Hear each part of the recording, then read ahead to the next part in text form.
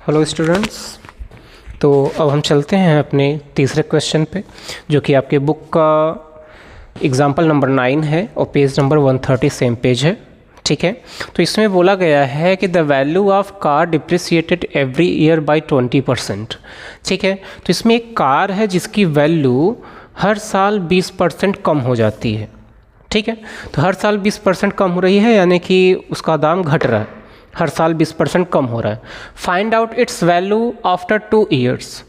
तो हमको ये पता लगाना है कि आज से 2 साल बाद उसकी जो वैल्यू है वो कितनी रहेगी। अगर प्रेजेंट वैल्यू कितनी है, 3,50,000 है, 3,50,000। ठीक है, तो जैसे अगर आज 9 वर्ष है, ठीक है, 9 वर्ष के सभी लोगों को हार्दिक शुभकामनाएं, लेट ही सही।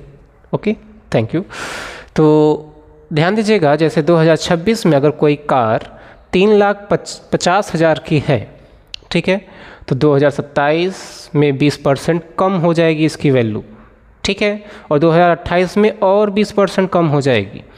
ठीक, तो अब ध्यान दीजिएगा, इसमें क्या होता है कि हम मान कर चलते हैं, जैसे प्रेजेंट वैल्यू है, सॉल्यूशन इसका क्या है, सॉल्यूशन हम लिखते हैं।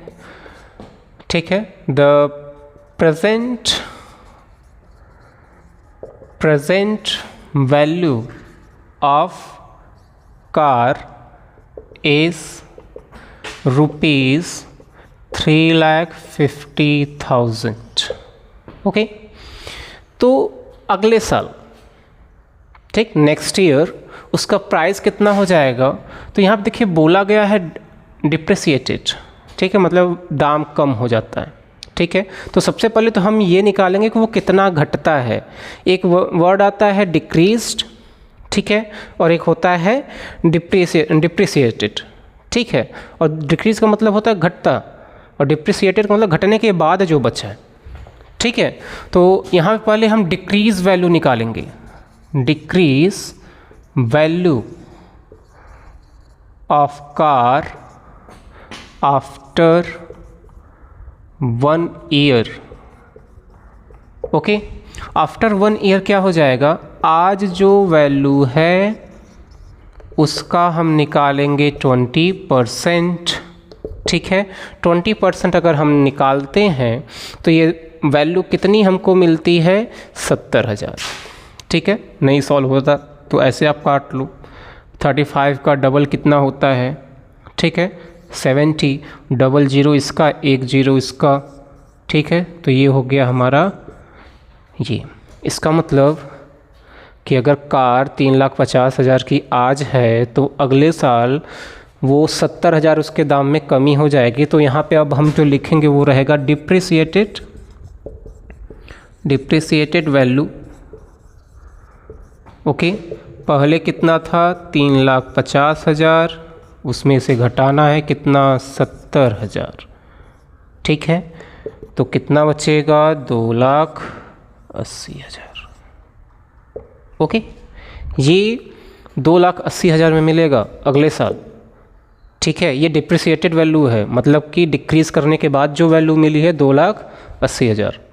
ठीक है, अब फिर अगले साल, ये देखिए फर्स्ट ईयर का हो गया। हमसे पूछा क्या था, आफ्टर 2 ईयर्स। तो फर्स्ट ईयर का तो वैल्यू हमको पता चल गया कि 1 साल बाद वो कितना मिलेगा। अब हमको ये निकालना है कि और 1 साल, जैसे 2026 है, 2027 में हमको ये कितने का मिलता, 2,80,000 में मिलेगा। फिर 2028 में कितने का मिलेगा, फिर वो हम कैलकुलेट करते हैं। डिक्रीज वैल्यू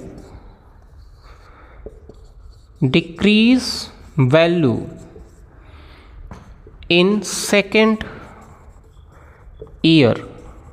ठीक है, सेकेंड ईयर में कितना डिक्रीज होगा, 2,80,000 का फिर 20% हम निकालेंगे, ये कैंसिल हो जाएगा। ठीक है, तो कितना आ जाएगा, ये 56,000 आ जाएगा। कितना आ जाएगा, 56,000। ठीक है, अब ये डिक्रीज वैल्यू है। ठीक है, ये डिक्रीज वैल्यू है, तो हम यहाँ पे थोड़ा सॉल्व कर लेते हैं। डिक्रीज वैल्यू है कितना, 56,000।